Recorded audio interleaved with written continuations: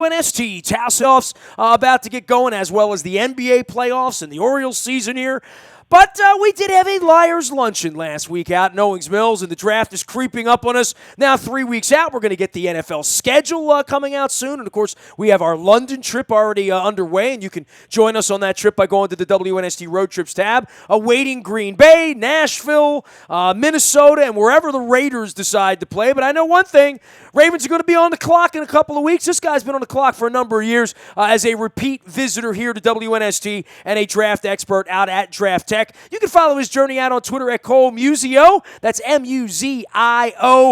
He's in Georgia, USA, but representing the entire draft. And, hey, man, all the mock drafts are out. Are you on 2.0, 3.0? When are you going to get your final draft out, man? We're producing a new mock draft every week, and we're cranking them out. So keep checking Draft Tech, and we'll have a new one that's updated pretty regularly. So encourage folks to keep checking it out. Well, for the Ravens being in the middle of the pack this year, it's a little more needle in a haystack when you're picking 16 than when you're picking 6. You can do the math on it. The quarterbacks still always intrigue me as to how many will be off the board by the time you get there. I think that affects everything. Boy, this is the one year the quarterbacks are not going up the charts, so to speak. I mean, I've heard some nice things about Deshaun Watson. I don't expect him to go in the top 10. We're going to see where the kid Trubisky's going to go from Carolina. Some thoughts about the quarterbacks and how they do rate up in your top 15. Yeah, it's really interesting. This, as you mentioned, this is a bad year for quarterbacks. None of them are those can't-miss prospects, and that's what you're always looking for at that position, the guy that that's my franchise quarterback. You're making a huge investment. You want a guy that can start right away. And as you're looking at this draft class, you really don't see that guy. Trubisky has potential. Watson has potential. There's as many as 5 guys. You're talking about Trubisky, Watson, Kaiser, Mahomes, and Webb. Those guys are all mentioned as potential first-round picks. Trubisky, Watson probably end up there, but there's no one that you say, yeah, definitely that's a first-round pick. Definitely that's a franchise quarterback. I want to make a huge investment in him. It's a rough year for that position. Well, and especially when you have guys like Tony Romo, who everyone thought was going to go play in Houston or Denver or somewhere, sort of leave the market, right? That's one more seat that, some Brock Osweiler is going to wind up sitting in before it's all over with. And I guess as the Ravens get to the middle of the first round, I can't envision anyone sort of wildcat trading up to make one of these guys their guy if maybe they fall in love with him. But this time last year, no one was talking about Dak Prescott either, right? Yeah, nobody was talking Dak Prescott, and the characteristic about Dak Prescott in college that translated well to the NFL is he's a winner, and that's where a guy like Deshaun Watson really, a team may fall in love with him in the interviews. They may really love what he did over the course of his career at Clemson and how he changed the face of that program.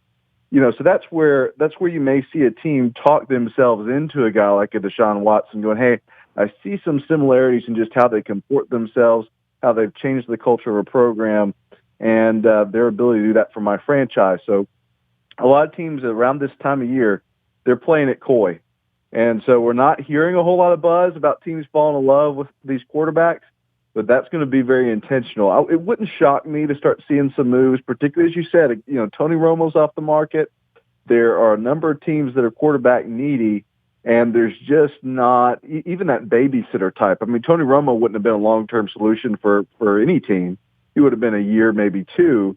But there's a lot of quarterback-needy teams that have a gaping hole. There's not a whole lot available on the market. So who's going to talk themselves into somebody that this is our missing piece? I'm going to try to leap up and grab somebody because these quarterbacks, they're going to start to fall.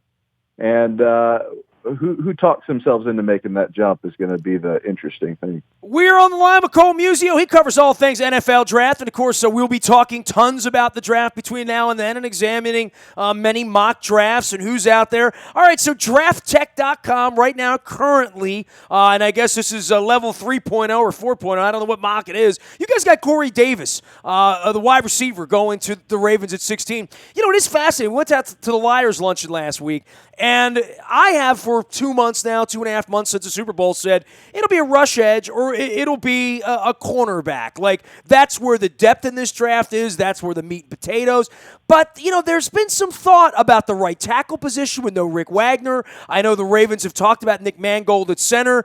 And the wide receiver position of finding targets for Joe Flacco. They went this direction 2 years ago with Brashad Perriman. Everyone there saying the right thing, like he's got to be the guy, he's got to be the guy. But there's nobody that I have found who really believes he is the guy at this point. And many people believe the Ravens have some issues at wide receiver, and I know you guys at Draft Tech believe that as well. Yeah, it's one of those things where you know at least what Perryman is, and that's he's a potential deep threat. He's a guy that can make some big plays. He's a big target that's got some speed, but you don't know that he's that number one guy that you can really count on. You have a better sense that Corey Davis, who's a record-setting receiver at Western Michigan, that he could be that guy. You've got a better sense if he falls down that far that Mike Williams from Clemson, that he could be that guy. He made some spectacular catches at Clemson. He put some concerns to rest with his 40 time at his pro day. He's a guy that if he falls to the Ravens at number 16, you feel better about. That's our number one target. Don't forget, Mike Wallace is not a young guy. So you've got a guy that has had some injury history, that's got some problems catching the football, that's not a great route runner in Perryman.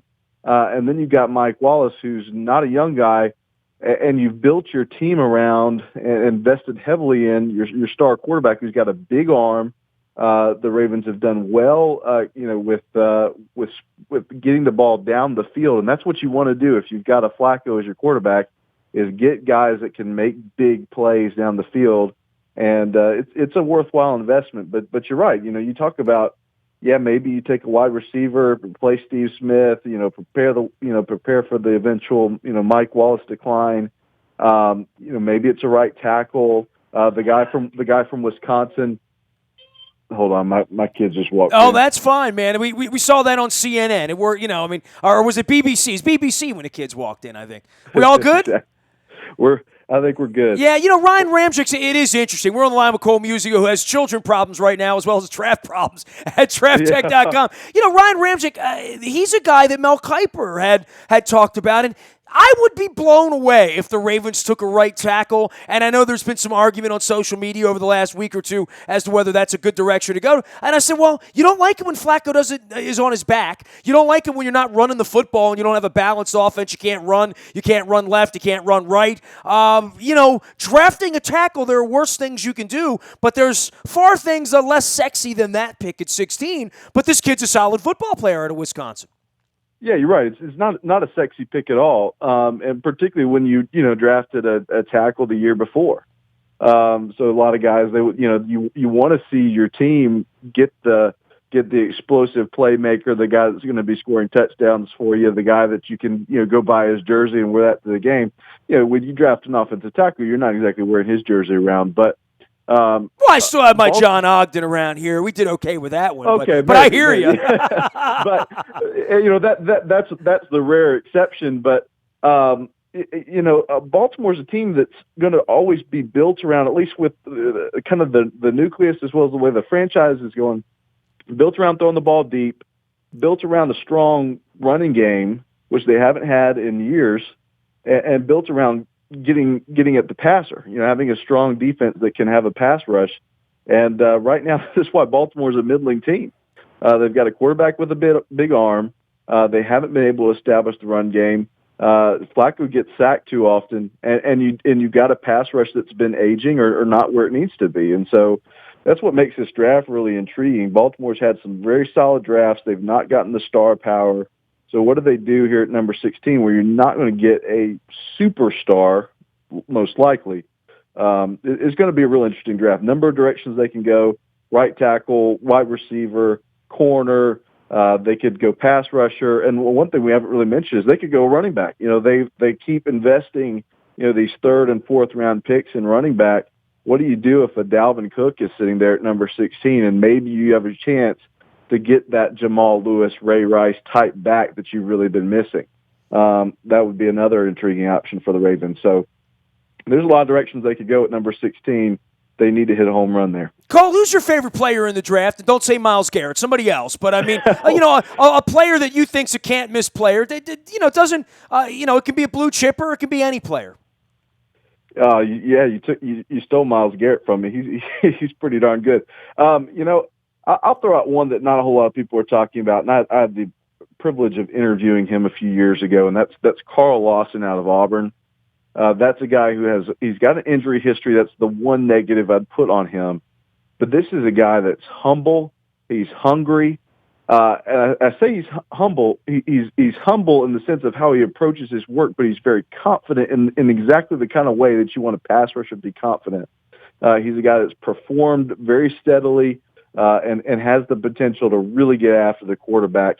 He's a guy that unless the injury bug catches him, which is always possible, he's the kind of guy that just by his character, by his work ethic, by everything that he's accomplished through his career, and his talent level, which is incredible. I mean, he's a top 10 talent outside of his injury history.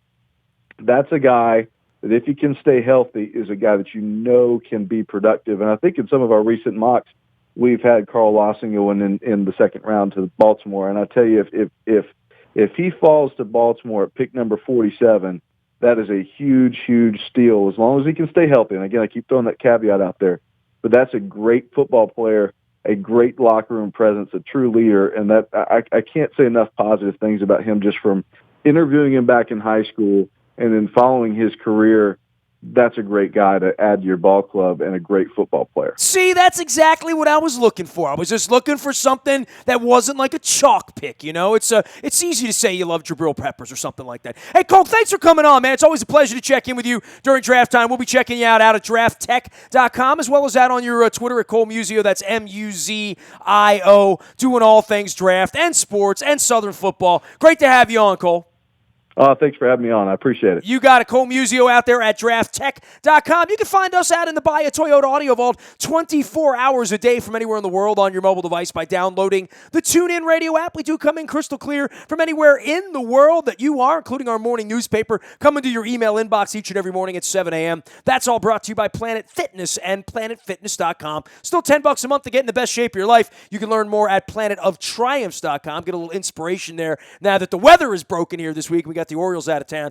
Time to get yourself into the gym. Last but never least, breaking news happens first on our WNST tech service. That is brought to you by Coons Ford of Security Boulevard. And, of course, Dennis Kolatzos will be here on Thursday. He'll be driving you home from 3 until 5. That is the SSV on WNST. We're going to get the NFL schedule very, very shortly. We're going to get that trip together to Green Bay as well as down to Nashville and out to Minneapolis, as well as wherever the Raiders decide to play. But London's on sale now for the Jaguars game. We have the $100 off deal going right now. Just throw me an email, nasty@WNST.net. You can also learn more under the Road Trips tab there at WNST.net. Nasty@WNST.net always finds me. I'm a very available individual. Facebook, Twitter, LinkedIn, Snapchat, Instagram, and streaming live on our Facebook Live as well as our YouTube WNSTV channel. We are WNST.net, AM 1570 and WNST Towson, Baltimore, and we never stop talking Baltimore sports.